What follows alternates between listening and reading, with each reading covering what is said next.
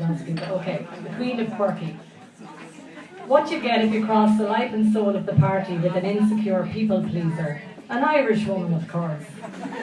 We are a mass of contradictions. For the most part, we are genuinely uncomfortable receiving compliments. On the other hand, the mere hint of a slight or insult turns an Irish woman into a snarling she-devil. There are a number of explanations for this phenomenon. Firstly, having been born lacking in the looks department, we have compensated by developing massive personalities. It's a well-known fact that Irish men are intimidated by stunners. They are happier with the woman who laughs at their jokes and knocks back pints of Guinness all night. An Irish woman will arrive into the pub on any given night and announce loudly that it's fucking freezing out and that she'd murder a fucking pint. With those two sentences, she will have caught the attention of every Irish male in the vicinity. As the night progresses, our heroine is seen to have the time of her life as she works the room like a society hostess with tourettes. As the level of inebriation increases, so do her charms. By closing time, her peals of laughter are accompanied by the fail-safe knee-slapping routine. She may not be the best-looking woman they've ever seen, but at least 70% of the Irish men in the pub want to marry her at that point. Okay. Most massive personalities are generated from a very young age. Traditional Irish families were large, and an average-sized family in the 80s had in excess of 7 children. Parents were busy and attention was scarce. It was important to establish yourself as a character, thereby guaranteeing a disproportionate share of your parents' affection. If that didn't work, you were reduced to bedwetting.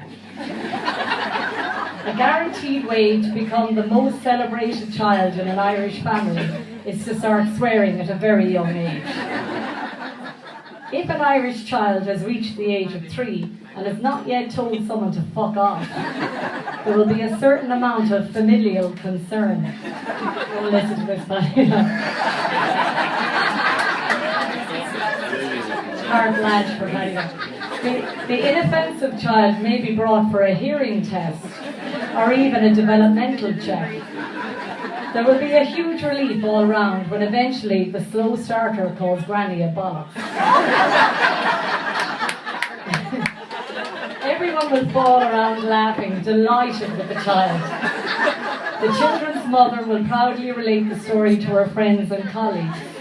All of this will have taught the youngster 2 valuable lessons about being Irish. Firstly, a lack of vocabulary is easily remedied by cursing. And secondly, as long as you can make people laugh, you'll be loved by everybody in Ireland. Okay, last bit now, lads, or else there's no point in me buying the book, right? Okay, this is chapter 10, right? And it's called Irish Women, a User's Manual, and it's kind of advice for guys on dealing with Irish women, right? Because you need it. Okay, the following do's and don'ts section proffers advice on how best to behave when interacting with an Irish woman. Firstly, don't underestimate her intelligence. Whether they've benefited from a lengthy education or not, most Irish women are smart, and you rarely meet a slow-witted Irish woman. We have plenty of bitches, gossips and martyrs, but half-wits are noticeable in their absence. Never underestimate the intellectual powers of an Irish woman. Even if she gives the overall impression of being innocent and naive, or looks like someone who is quite possibly reared by wolves, the chances are she will be shrewd, hyper-aware and an excellent judge of character. There's no point in trying to pretend to be something you're not, as all Irish women have an innate bullshit detection mechanism. Right, girls? Okay, second one. Do introduce a sad story into the conversation. She is quick to take offence and will often go out of her way to identify slights or perceived insults. If you happen to be from England, you will need to go that extra mile to convince her that you're not treating her like an illiterate peasant. Should you unwittingly insult an Irish woman, remember, you can be exonerated with the introduction of a heartbreaking story. If you're ever at a loss for a sorrowful story, you can default to talk to Joe tactics. Irish women are fascinated by scams, stories about people who were adopted, and urban myths. Some old reliables include con men pretending to be roofers who rip off old ladies. More recent editions feature Italians selling fake leather jackets, and people that develop a large spot on their arm that eventually erupts with baby spiders. The introduction of any of the aforementioned subjects will ensure a rapt audience. Okay, next one. Do offer her an alcoholic beverage no matter what the occasion. You may be her blind date, her gynecologist, or the person she has just rear-ended. It matters not. The offer of a swift one is always a welcome one. You do not want to be perceived to be tight with money at the bar, so at the very least you must attempt to pay for everything.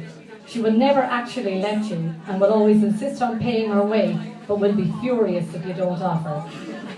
Don't overdo it. Like most complex social norms, there is a thin line between being generous and flashing your cash or showing off. Try not to step over this imaginary line, or you will swiftly plummet from hero to zero. Do make her laugh. It is extremely important to be good crack, and the introduction of the word fuck or shite should be viewed as the ultimate icebreaker. Warning, don't overdo it.